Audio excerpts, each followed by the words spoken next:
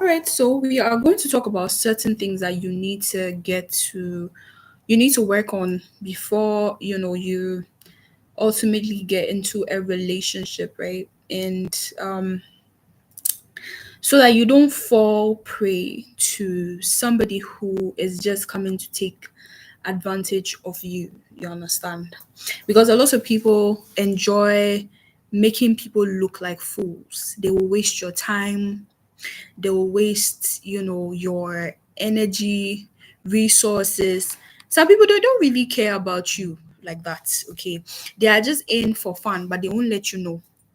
They will not let you know. They will just make you think that, oh, you know once they're able to buy you gifts and things, you will just say yes to them. So once they're able to buy you, that's it. Like, that's all. They don't really think it's necessary for them to actually devote attention and time to you. So I'm going to help you to choose the person who I would say is right for you. Okay. And in order for you to be able to do that, the very first thing I'm going to tell you is to help yourself. What do I mean by that? A lot of people go into relationships because of the fact that they feel lonely. They feel as though, they are not lovable, they are not worthy of love, worthy of respect. Nobody, would ever like them because they've been rejected for their body. Some people have a very smallish body type, and a lot of men like women with flesh. They want something that shakes when you walk. And some people too, everybody and what they prefer, you understand. So a lot of people are used to rejection. And so the first man who actually comes by and says, oh, actually I'm interested in you, and perhaps the man is a person who's come to trap them, could actually end up getting them, and then that man will just end up hurting them, and then they even give up on love altogether. Some people are just wicked people, you understand. That's just one of the things I want you to be aware of. But the fact that one person has broken your heart doesn't mean that everybody is bad. You just need to know the lens through which you are looking at people at every point in time. You get it? Yeah. So this brings me to the three things that will help you to avoid the relationship trap that will make you look stupid at the end of the day. That person will make you look like a fool, and they will even be remorseful about it. The very first is that you should know who you are. When I talk about knowing who you are, it's not really about your name, or what you have, or the fact that you have a master's degree or a PhD or something. The stuff that you get as you are growing older are just additions to your life. They are just stuff that could elevate you. It's not automatic that the fact that you have a degree, you are going to get a job. It's the same way. Like, it's not because you have a degree that you are valuable. You are valuable even without a degree. So you need to know your value without all those additional stuff. So that when somebody comes and they are deceiving you, you will know. There are certain people, when they are complimenting you, they'll compliment you for what you are wearing. They will never compliment your physical attributes. And when they are giving you a compliment, they will say, oh, today you look nice. Yesterday, it doesn't mean I didn't look nice yesterday. And when you ask them, they will be like, oh, you understand. There are people who are picky about when they give you a compliment. Some people, it's only when you look extra, extra nice that, when they stand with you and they are getting attention, that they compliment you. But on a day that you look normal, they will not come and stand by you. They won't give you any compliments. You have to be aware of those people. You need to be around somebody or get into a relationship with someone that finds you attractive, even on a day that you've not even done any makeup. And that person, like, genuinely, that person finds you attractive. That's the kind of person you want to be with. Oh. Don't enter a relationship with somebody that makes you feel like there are certain days that you are less than. And he's looking at other women. When you learn to get over your trauma. Okay, find out what your trauma is, though the triggers, that remind you of your trauma, and work on them. Because there are certain people in the world that take advantage of people who do not work on their trauma. That's one thing I want you to understand. So you need to learn to get to know yourself. What are the things you like? What are the things you are willing to tolerate in the long run? What are the things that you are willing to let go of?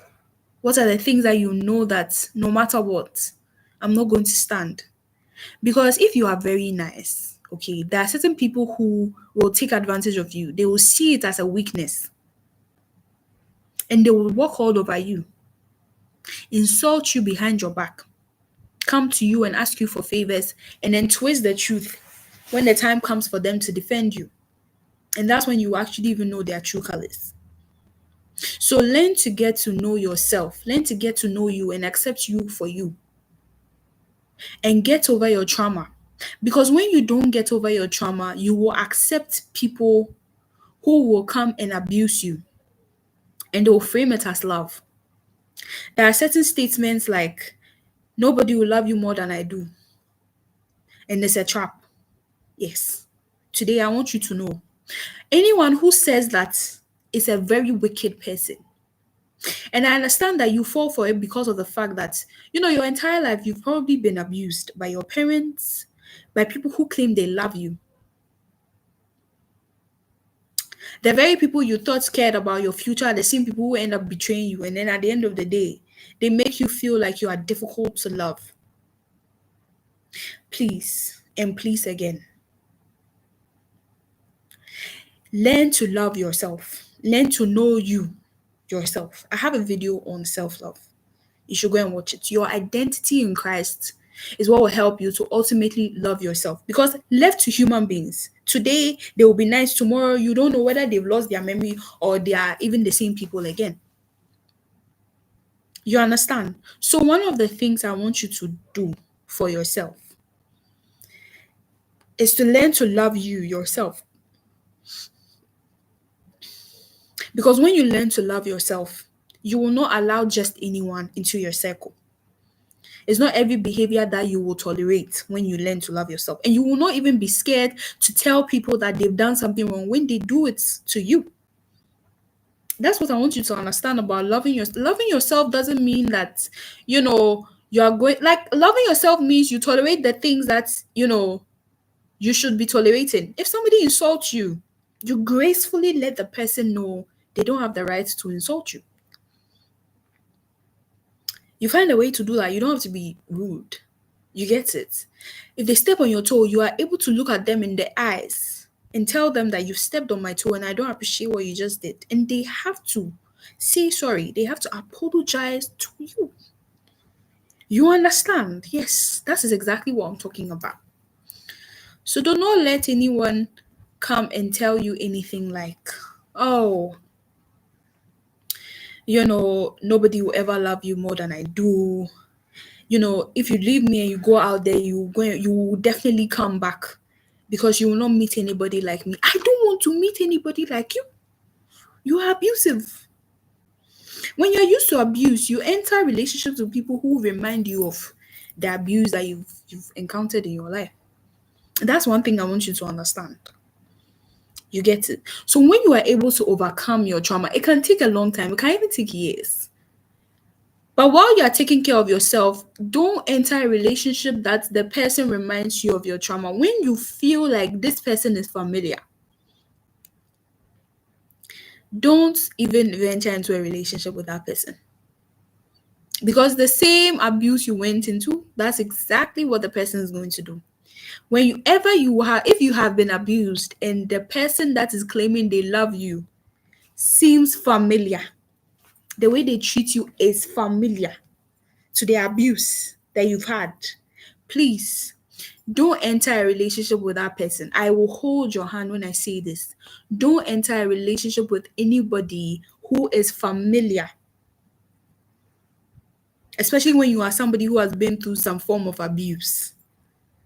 Everybody makes you look like you are useless, you are worthless, you are stupid, you are daft. There's nothing you can ever do. You are just occupying space. That's what they tell you. And then somebody, a Prince Charming from somewhere, comes and says, "Hey, I love you so much." He throws money on you. He buys you gifts. He does everything for you. So you think that, oh, he likes you.